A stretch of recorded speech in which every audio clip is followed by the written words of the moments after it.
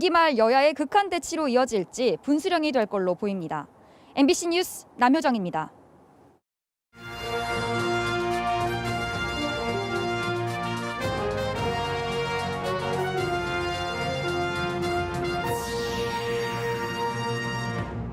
출향 인사들의 지방선거 출마를 비판하는 근조화한 후폭풍이 거셉니다. 명의를 도용당한 단체는 배우를 밝혀달라며 경찰에 고소했습니다.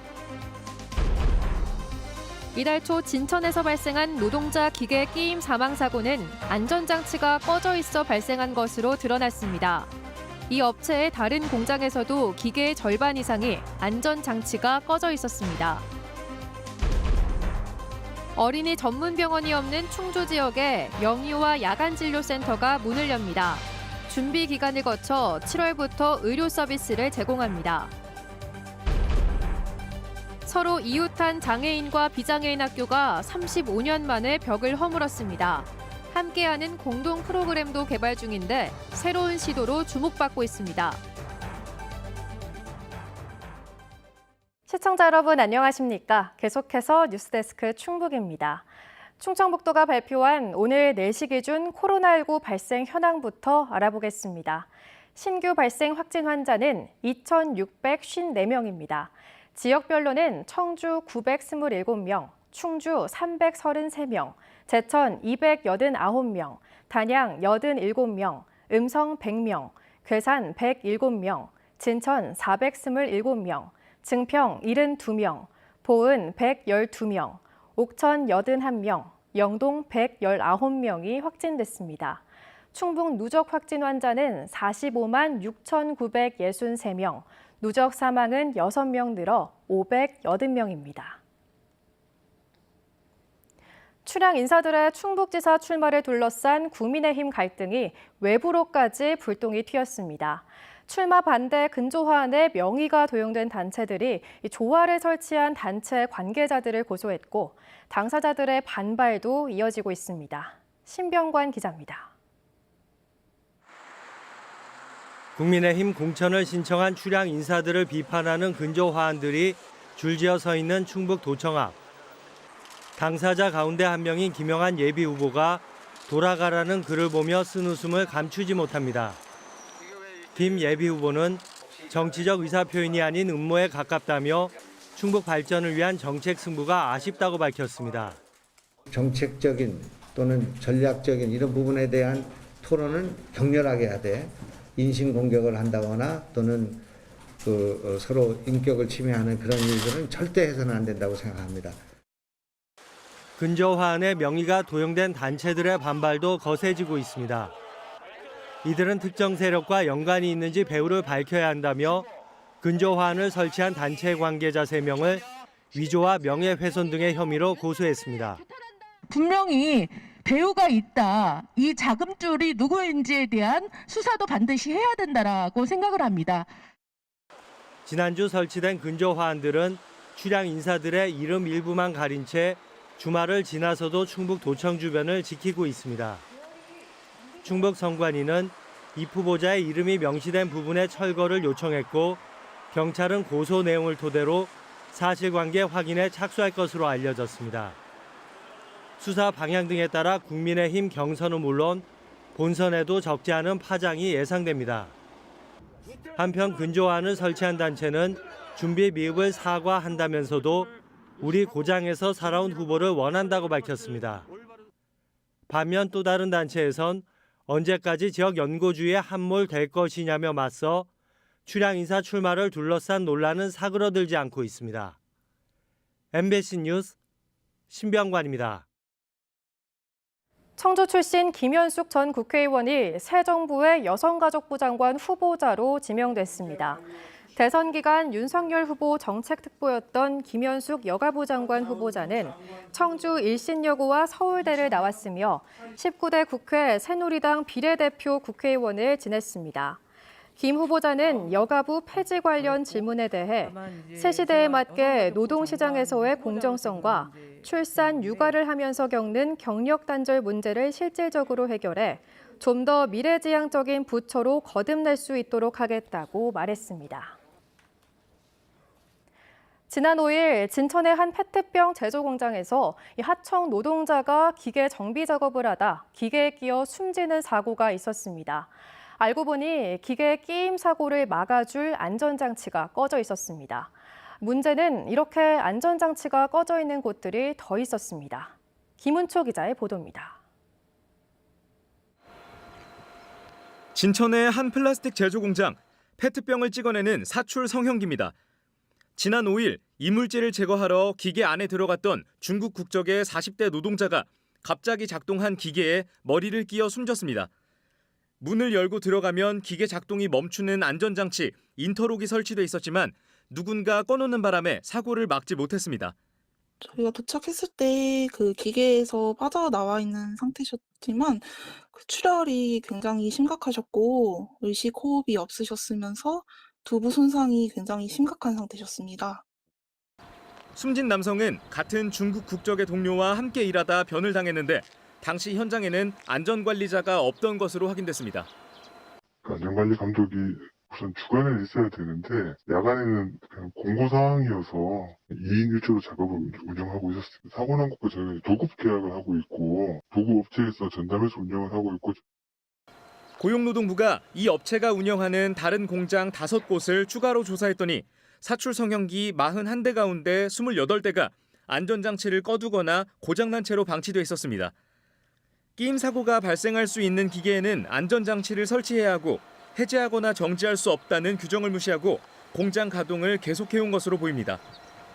경찰은 누가 이 안전장치를 꺼놨는지 또 작업자들이 안전장치가 꺼진 사실을 왜 몰랐는지를 중심으로 업무상 과실치사 혐의에 대해 조사하고 있습니다. 또한 안전관리를 소홀히 한 해당 업체 대표를 중대재해처벌법 위반 혐의로 입건할 계획입니다. MBC 뉴스 김은초입니다. 오늘 낮 12시 25분쯤 충주시 동량면의 충북 원예농협 가공공장 창고에서 큰 불이 났습니다. 다행히 인명피해는 없었지만 창고동 1,900여 제곱미터를 태운 끝에 3시간 만에 진화됐습니다. 창고 안에는 사과와 당근 등 농축액 600톤이 쌓여 있어 소방 추정 7억 6천만 원의 재산 피해가 났습니다. 소방당국은 창고 입구에서 불이 시작됐다는 목격자 말을 토대로 화재 원인을 조사하고 있습니다. 오늘 오후 1시 20분쯤 영동군 추풍령면의 한 야산에서 불이 나 임야 0.2헥타르를 태웠습니다. 산림당국은 도 임차헬기 한 대와 산불 진화대원 등 62명을 투입해 불길이 더 번지지 않도록 방어선을 구축한 뒤 1시간 10분 만에 불길을 잡았습니다. 산림당국은 쓰레기 소각 도중 불씨가 야산에 옮겨 붙은 것으로 보고 잔불 정리를 마치는 대로 정확한 화재 원인을 파악할 예정입니다. 대한민국 임시정부 수립 103주년을 맞아 옛 대통령의 별장인 청남대에 임시정부 기념관이 들어섰습니다. 청남대의 대통령 기념관에 이어 임시정부 기념관까지 들어서면서 우리 근현대사를 한자리에서 볼 수 있게 됐습니다. 김대훈 기자입니다. 1919년 대한민국 임시정부가 중국 상하이에 들어선 지 103주년 되는 날, 옛 대통령 별장인 청남대에 임시정부 청사를 본뜬 2층 건물이 들어섰습니다. 이승만 초대 총리부터 김구 주석까지 임시정부 행정수반 8명을 기리는 임시정부 기념관입니다. 행정수반의 후손들도 기념식에 참석했습니다. 지금이라도 이렇게 좋은 자료를 전시해서 국민들한테 알려줄 수 있고 교육이 될 수 있는 자리가 돼가지고 너무나 뜻깊고. 중국 상하이에서 충칭까지 4,000km를 이동하며 일제에 맞서 싸우던 임시정부. 기념관 한편에는 당시 충칭 임시정부의 모습을 고스란히 재현했습니다. 독립운동을 위해 발행했던 국채와 일본에 대한 선전포고문 등 저항의 흔적은 이제 기록물이 되어 전시관 곳곳에 남겨졌습니다. 미주 지역에서 독립운동을 하던 이승만 박사부터 민족 스스로 힘으로 독립을 쟁취하자며 한국 광복군을 창설한 김구 주석까지 임시정부 행정수반들의 당시 모습은 각자의 특징을 담은 기록화로 다시 태어났습니다. 임시정부 수반이 사실은 이렇게 조성해 놓은 곳이 없거든요. 오늘 살아가는 우리가 대한민국의 뿌리와 역사를 알아야 되겠다. 충청북도는 청와대 개방과 연계해 청남대를 국민관광지로 육성하겠다는 계획입니다. 대한민국 근현대사의 성지고 또 여가 국민 통합의 어떤 산실이고 나라사랑 국민교육의 전당이다. 대통령 기념관에 이어 임시정부 기념관까지 들어서면서 옛 대통령 별장 청남대가 치열했던 우리 근현대사의 기록 현장으로 바뀌고 있습니다. MBC 뉴스 김대우입니다. 말 못하는 영유아를 비롯한 소아청소년들이 밤에 아플 때 데리고 갈 의료기관이 없어 어려움을 겪었다는 분들이 많은데요. 청주 이외에는 어린이 전문 병원이 없는 충북에서는 처음으로 충주시가 7월부터 영유아 야간진료센터에 문을 엽니다. 허지희 기자가 보도합니다. 어린이 전문 병원이 없는 충주 지역. 특히 저녁 7시 이후엔 대학병원과 의료원 응급실 외에 갈 곳이 없습니다. 마땅히 갈 데가 없으니까 집에 비상약, 상비약 해놓은 걸로 열 내리고 9시 될 때까지 기다렸다가 소아과 와야죠. 하지만 응급실에 간다고 해도 적절한 조치를 받지 못하는 경우가 많습니다. 말 못하는 영유아의 경우 다양한 증상에 따른 재빠른 진단과 조치가 필요하고 소아청소년은 투약 가능한 약과 방법이 성인과 달라 소아청소년 전문의의 진료가 필요합니다. 이런 문제를 해결하기 위해 충주시가 충북 최초로 영유아 야간진료센터 시범 시행을 준비하고 있습니다. 소아청소년과 전문의 당직 의료진을 지역 의료기관에 상주시켜 저녁 8시 이후부터 다음 날 아침까지 야간 진료를 보게 하는 겁니다. 이를 위해 6개월치 인건비 4억여 원부터 이번 추경 예산에서 확보했습니다. 경제 논리로 보면 그게 유지할 수가 없어요. 인건비나 이런 비용을 그 진료 수입 가지고는. 그러니까 충주시에서 좀 지원을 해서 체제를 갖추려는 것이고. 이런 지자체 주도 영유아 야간진료센터는 전국 기초 지자체로 확산하고 있는데 충남 서산시의 경우 지난 1년 동안 서산시가 아닌 인근 지역에서 1,780여 명이 다녀가는 등 5,500명 넘게 이용할 정도로 호응을 얻고 있습니다.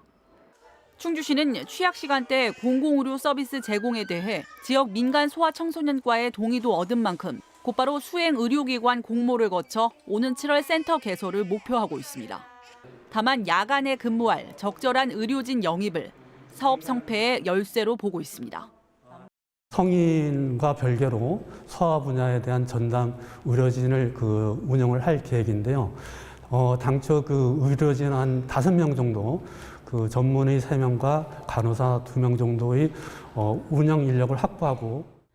부족한 의료 환경은 시민의 생명과 안전은 물론 인구 절벽 속 상주 인구 눌리기의 걸림돌로 지적되면서 지자체도 더 이상 외면할 수 없는 개선 과제가 되고 있습니다.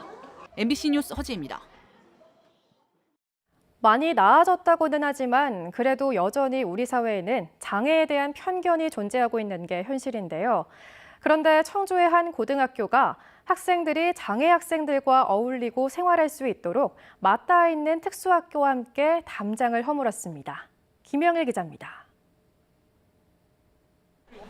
일반 고등학교와 장애인 특수학교의 경계를 나누던 울타리 사이에 폭 2m 남짓한 작은 문이 생겼습니다.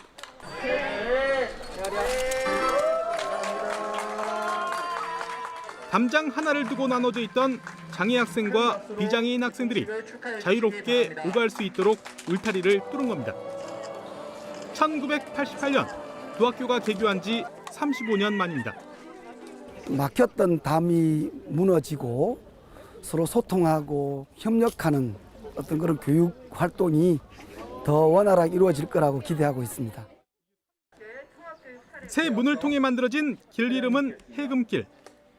해원학교와 금천고 두 학교 이름의 앞자를 땄습니다. 두 학교 학생들은 세계를 통해 왕래하며 어울릴 수도 있습니다. 같이 애들과 여기 친구들과 같이 소통도 나누고 공부도 같이 하면 같이 좋을 것 같아요. 멀게만 느껴지고 나랑은 좀 다르게 느껴지는 사람이었던 장애인들을 대한 그런 인식의 개선이 좀 될 수가 있을 것 같고 그 사람들도 나와 별반 다르지 않고. 해금길 개통을 계기로 두 학교는 운동장 같은 시설을 함께 사용하기로 했습니다.